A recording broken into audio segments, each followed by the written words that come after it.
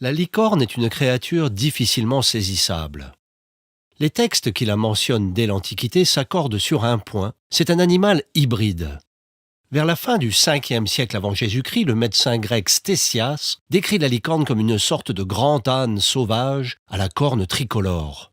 Au 1er siècle après Jésus-Christ, pour Pline l'Ancien, savant et écrivain romain, la licorne a le corps du cheval, la tête du cerf, les pieds de l'éléphant, la queue du sanglier, une seule corne noire qui s'élève au milieu du front.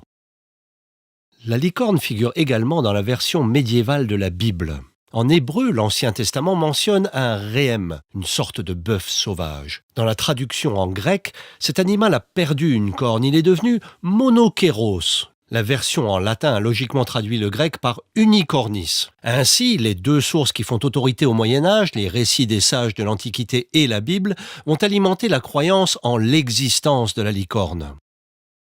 Comment s'étonner alors que jusqu'au XVIIe siècle, des grands voyageurs témoignent avoir rencontré l'exotique animal? À la fin du XIIIe siècle, la description que fait Marco Polo d'une licorne observée sur l'île de Sumatra laisse à penser qu'il a vu un rhinocéros. Il remarque que l'animal ne se laisse pas du tout capturer à l'aide d'une pucelle.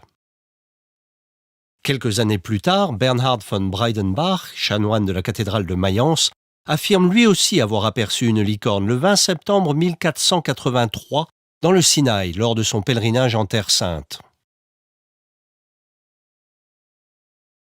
Dans les années 1500, la licorne est très en vogue. Les pouvoirs qu'on lui prête sont souvent en lien avec la pureté. Les souverains des cours d'Europe achètent à prix d'or des cornes de licorne pour assainir l'eau et se protéger contre l'empoisonnement. Symbole de virginité, la licorne est associée à de mystérieuses jeunes filles, comme dans la tapisserie de la Dame à la licorne ou la littérature courtoise. N'en déplaise à Marco Polo, le mythe selon lequel le meilleur appât pour chasser la licorne est une jeune fille vierge persiste. En héraldique, la licorne est souvent support des armoiries de famille soucieuses de souligner la valeur de leur lignage. Immaculée, elle figure enfin dans l'iconographie religieuse, associée à Marie et à Jésus, notamment dans des scènes de chasse mystique. Si l'on croit encore fermement en l'existence de la licorne à la fin du Moyen-Âge, le mythe décline au cours des siècles suivants.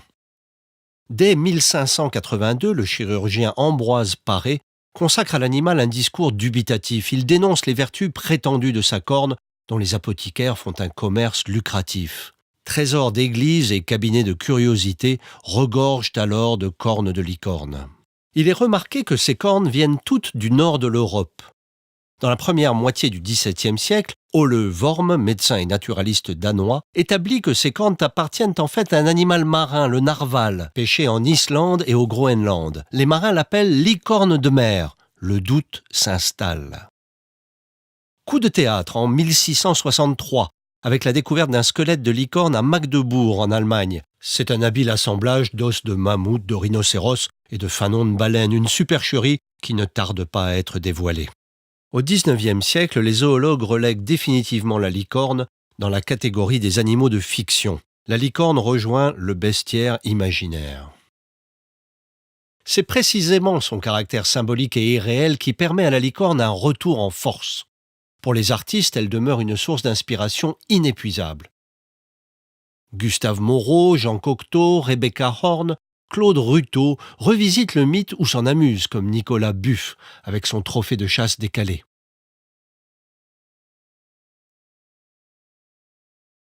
Trop belle pour être vraie, elle habite notre imaginaire et se décline dans notre quotidien.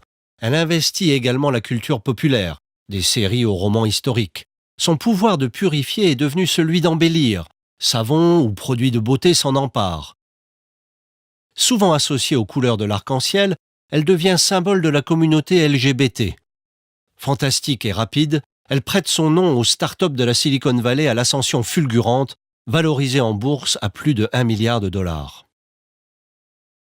Animal exotique dans l'Antiquité, recherché pour ses vertus supposées au Moyen-Âge, la licorne n'a pas survécu à l'avènement de la science. C'était pour mieux renaître. Icône d'un monde en quête d'extraordinaire et de merveilleux, elle est devenue incontournable. Magique licorne.